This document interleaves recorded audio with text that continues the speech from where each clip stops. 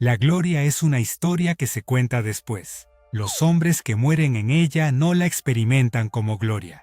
La experimentan como el peso del escudo sobre el brazo que ya no responde. Como el sonido específico que hace un cuerpo cuando cae a su lado sobre el mismo suelo donde lleva horas de pie. Como la sed que en el cuarto o el quinto día de combate produce un estado mental que los manuales médicos modernos clasifican como delirio, pero que en ese momento simplemente parece ser la textura de la realidad. La gloria es lo que los poetas construyen sobre los huesos de los que murieron antes de poder objetar la versión. Lo que sigue son las versiones que los huesos cuentan. No las estatuas, no los murales, no las películas con sus muertes fotogénicas y su música de ascenso emocional, y sus cuerpos que caen con la dignidad específica de actores entrenados para caer bien. Los cuerpos, el fango, el momento en que la narrativa del heroísmo se encuentra con la biología del morir, y la biología gana siempre. Capítulo 1. Las Termópilas. El paso estrecho. Agosto del año 480, antes de nuestra era. El desfiladero de las Termópilas. Una franja de tierra entre la montaña y el mar Egeo, con una anchura que en su punto más estrecho no alcanzaba los 15 metros. La lección geográfica es también la lección táctica, y es la única razón por la que esta historia duró 3 días en lugar de 3 horas. El ejército persa, cuyas estimaciones numéricas en las fuentes antiguas han sido sometidas al escepticismo razonable de los historiadores modernos, que reducen los varios millones de Heródoto a algo más manejable, pero que incluso en las estimaciones conservadoras superaban con enorme diferencia a los defensores, era un instrumento diseñado para el campo abierto, para el espacio donde los flancos se pueden envolver, y la superioridad numérica se puede convertir en geometría de aplastamiento. En un paso de 15 metros de anchura, los flancos no existen. Los griegos que defendían las Termópilas en agosto del 480 no eran, en primer lugar, 300 espartanos. Eran aproximadamente 7.000 hombres de múltiples ciudades-estado griegas, que entendían el valor del terreno y que se rotaban en la línea durante los primeros días para mantener la capacidad de combate que un cuerpo humano que lleva horas empujando con un escudo de bronce y blandiendo una lanza contra una masa de cuerpos en presión constante no puede sostener indefinidamente. El cuerpo humano en combate de contacto cercano produce entre 200 y 300 pulsaciones por minuto durante los periodos de mayor intensidad. El ácido láctico acumulado en los músculos después de minutos de ese esfuerzo produce un dolor que los atletas de competición conocen como el punto de quiebre, después del cual el músculo deja de responder con la velocidad que la supervivencia requiere. Los espartanos de las Termópilas llevaban no minutos sino horas rotando en esa línea, y la rotación era una tecnología táctica, tanto como una necesidad fisiológica. Las lanzas griegas se rompían, las espadas de bronce se mellaban.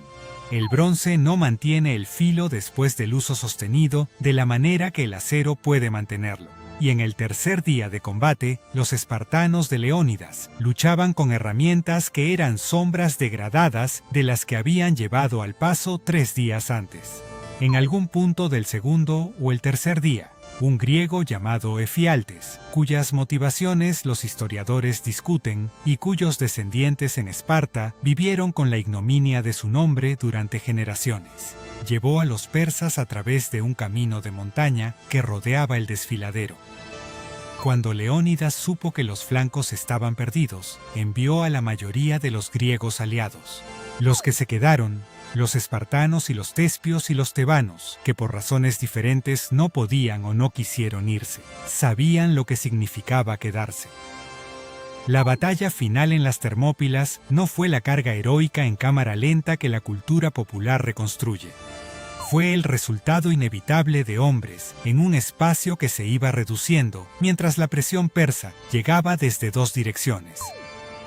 Los griegos que quedaban retrocedieron hacia una colina, una elevación pequeña que les daba algunos metros de ventaja, mientras los persas los rodeaban completamente. Jenofonte, Describe, con la distancia de la escritura que viene después, lo que los arqueros persas produjeron en ese momento: una nube de flechas. La imagen es poética, la física detrás de ella no lo es. Varios miles de flechas cayendo sobre un espacio de pocos metros cuadrados en intervalos cortos producen un resultado que no tiene nada de poético. Producen impactos en tejido, en hueso, en los puntos entre las piezas de armadura que ningún equipo de la época podía cubrir completamente. Los cuerpos de los espartanos que murieron en esa colina no permanecieron en ninguna pose reconocible después de las siguientes horas. El avance del ejército persa sobre ese terreno completó lo que las flechas habían empezado. El epitafio famoso, atribuido al poeta Simónides y grabado más tarde en una piedra en el lugar, dice: «Forastero, ve a decir a los lacedemonios que aquí yacemos, obedeciendo sus leyes». Es una línea de extraordinaria economía poética. No dice nada sobre lo que quedó en esa colina después de que el ejército pasó sobre ella. La piedra tiene sus propias omisiones. Capítulo 2. El saqueo de Roma. La sangre en los escalones. 6 de mayo de 1527. Roma. El amanecer. El ejército que rodeaba Roma en esa mañana de mayo no era el ejército de un enemigo de la cristiandad. Era el ejército de Carlos V de España, el monarca más poderoso del mundo cristiano, el mismo hombre que había sido coronado por el Papa y que llevaba en su título la designación de Sacro Emperador Romano. Los hombres que escalaban las murallas de Roma en esa mañana eran en su mayoría españoles, alemanes e italianos, que habían recibido el bautismo y que conocían las oraciones, y que habían marchado hacia Roma, no para destruir el centro de su propia religión, sino porque llevaban meses sin cobrar, y porque Roma era rica, y porque un ejército al que no se le paga eventualmente se convierte en algo diferente de un ejército. Los 189 guardias suizos que defendían el Vaticano ese día eran el único obstáculo entre el ejército amotinado y el Papa Clemente VII. No eran soldados decorativos. La Guardia Suiza del período era una fuerza de mercenarios profesionales, contratados específicamente por su capacidad de combate. Hombres que traían de los cantones montañosos de Suiza una tradición militar que había demostrado su efectividad contra la caballería pesada en Granson, en Murten, en Nancy, en Bicocca. Llevaban alabardas y picas y espadas, y el combate en las puertas del Vaticano que se desarrolló en esa mañana de mayo fue un combate real, no una ceremonia convertida en tragedia. El problema era la escala. 189 hombres contra el remanente de un ejército europeo de varios miles que había roto su cohesión disciplinaria y que se movía a través de la ciudad con la dinámica específica del pillaje, que no es la dinámica de la batalla táctica, sino algo más primitivo y más difícil de detener.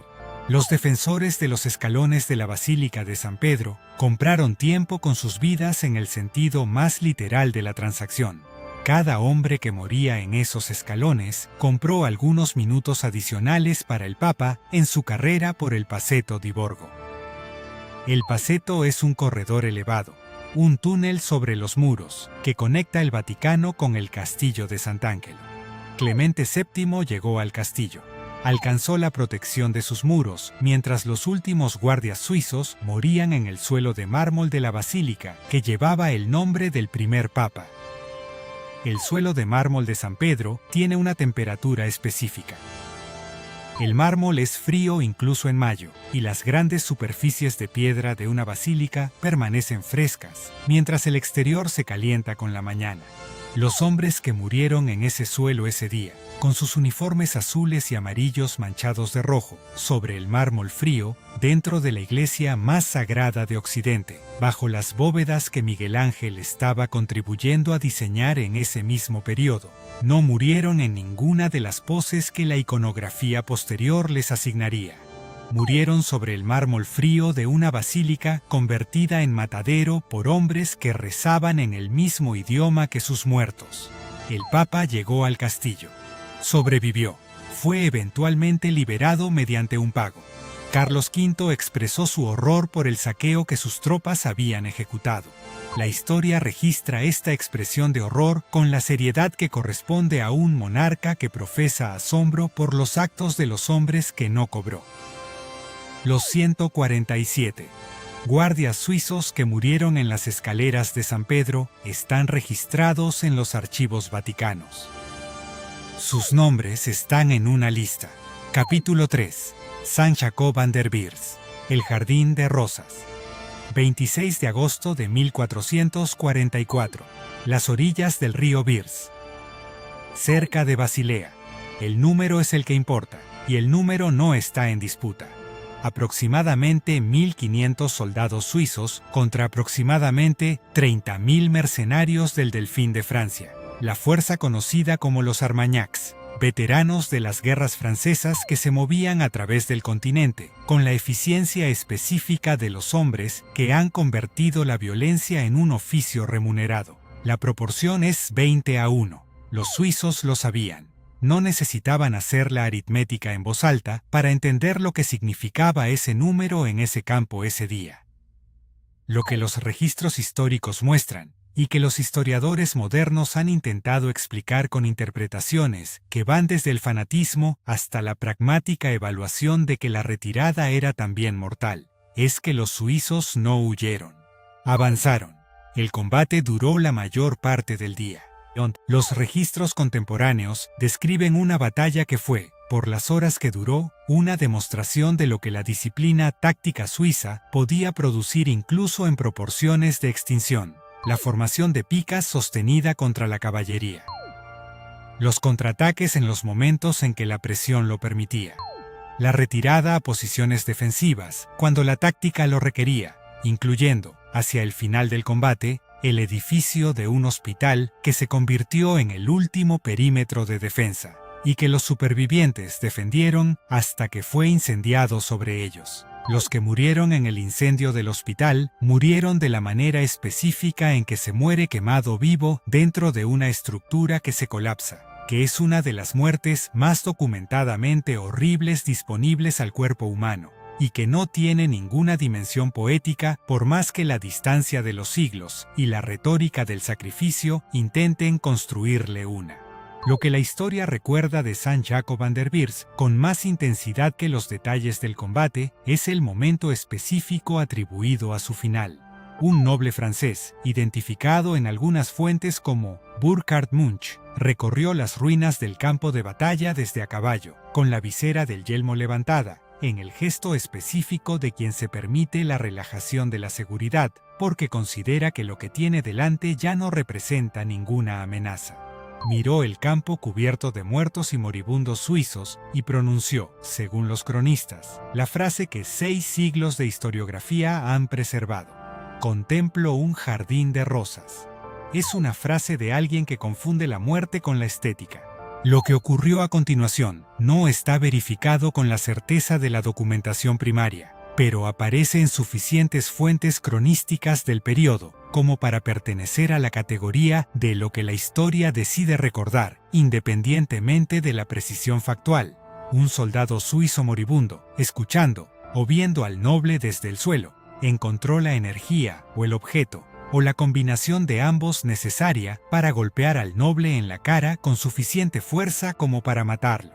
El jardín de rosas cobró al visitante en el momento del comentario. 1.500 hombres no sobrevivieron la batalla.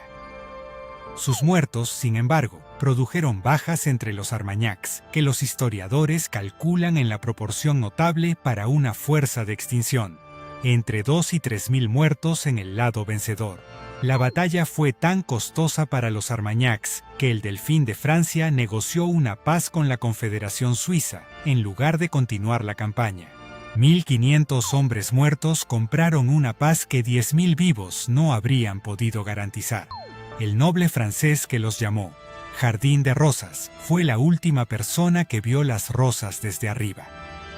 Capítulo 4. El Álamo. Las Piras de Texas. 6 de marzo de 1836.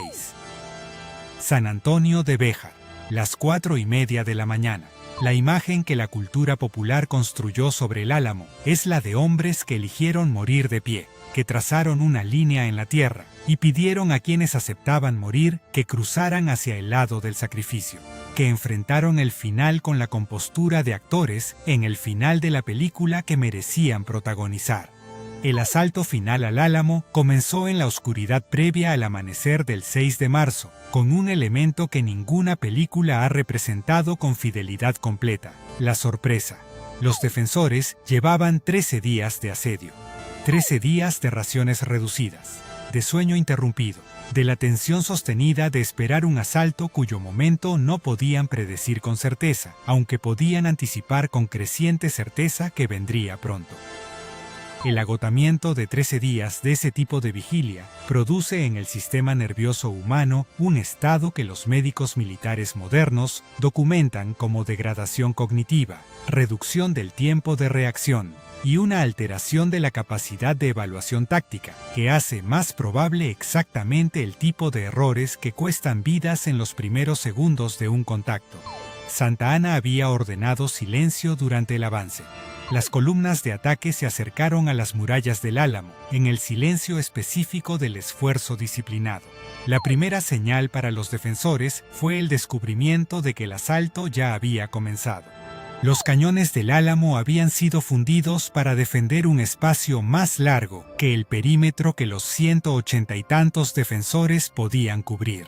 Había sectores que una fuerza de esa dimensión no podía mantener simultáneamente, y las columnas mexicanas encontraron esos sectores, o los crearon con la presión de los números. El combate dentro del Álamo fue combate de habitaciones. No fue el tipo de combate sobre el que se componen baladas de último recurso y resistencia heroica. Fue el tipo de combate en que los hombres mueren detrás de puertas y debajo de camas, y en los rincones donde se retiraron cuando la línea exterior cedió, que es el tipo de combate donde el agotamiento y la oscuridad y el caos producen resultados que tienen más que ver con la posición de alguien en el momento en que la puerta cedió que con ninguna cualidad del carácter.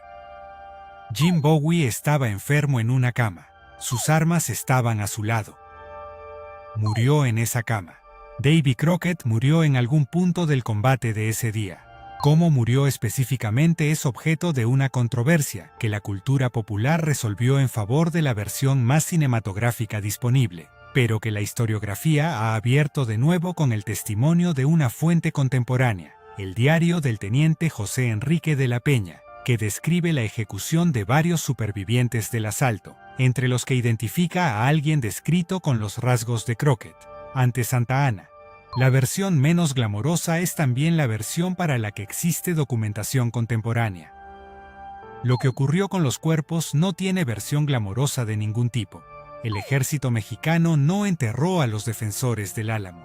Apiló los cuerpos. Los apilados incluyeron a todos los que murieron ese día, independientemente de quiénes fueran cuando estaban vivos. Se añadió combustible a los montones. Se prendió fuego. Las piras ardieron. Lo que quedó de los hombres que habían cruzado hacia Texas con sus nombres y sus historias y sus rifles y sus ideas sobre la libertad y el destino manifiesto fue ceniza y hueso calcinado, mezclado sin distinción, sin identificación posible, sin sepultura individual de ningún tipo.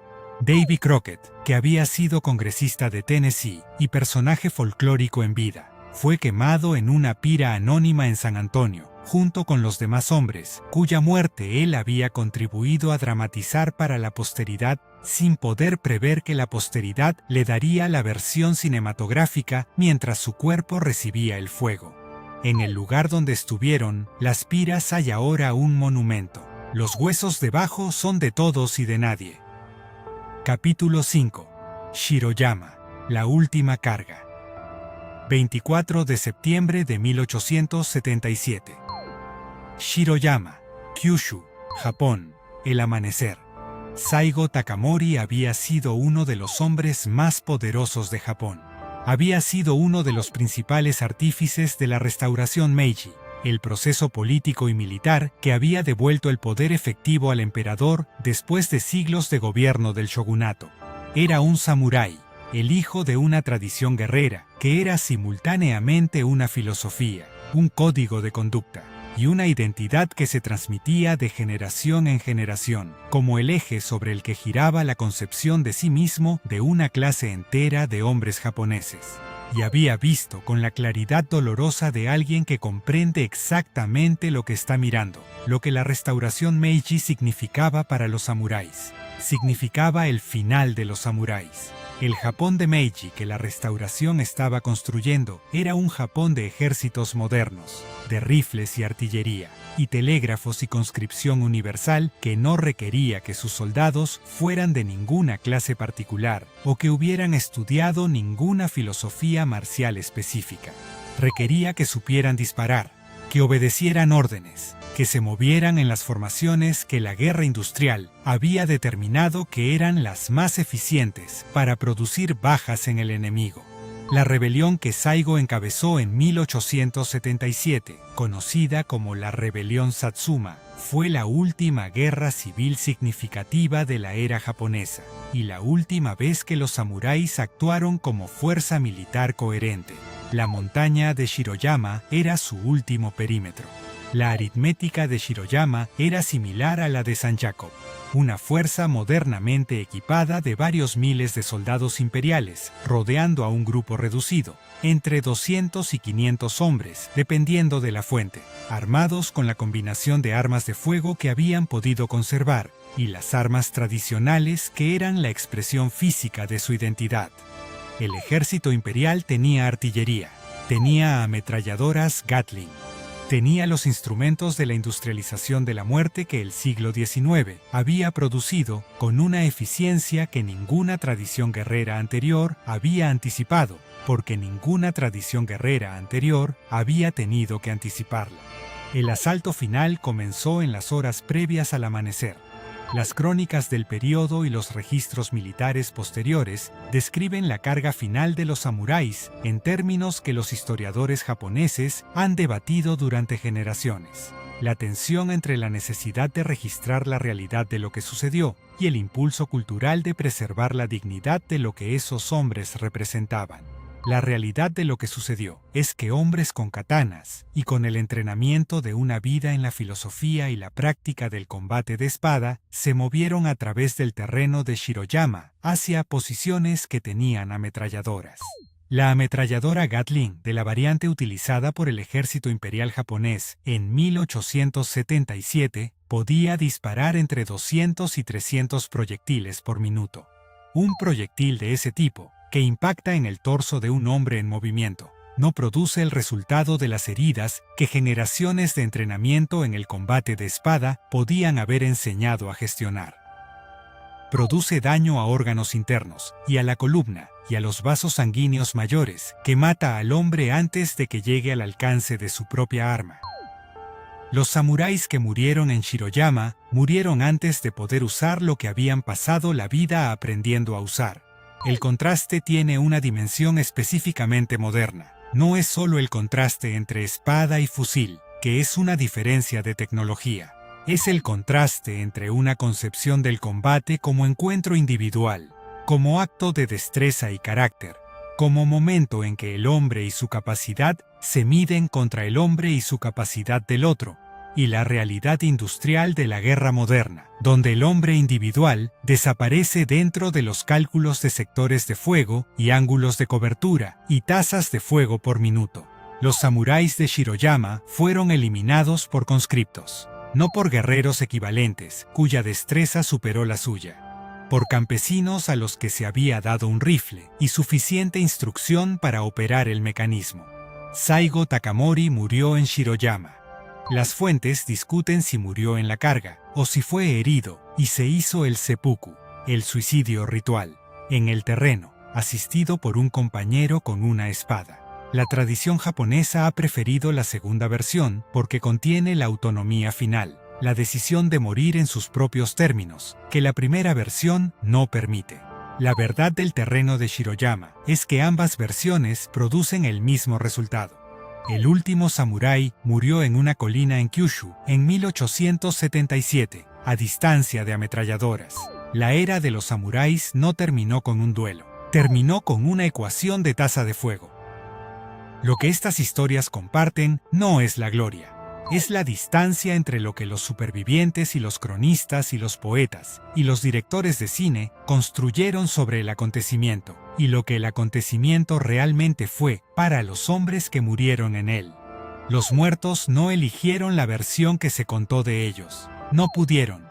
Murieron en el fango y en el frío y en el fuego, y en las aguas del río, y en las laderas de la colina, con las ametralladoras trazando líneas en el amanecer. Y lo que quedó de ellos fue lo que quedó, y lo que se dijo de ellos fue lo que se dijo. Y la diferencia entre esas dos cosas es la historia completa de por qué los hombres han seguido marchando hacia lugares donde saben que van a morir durante los 3000 años que separan el paso de las Termópilas de la colina de Shiroyama. La gloria está en la versión. El cuerpo siempre estuvo en el fango.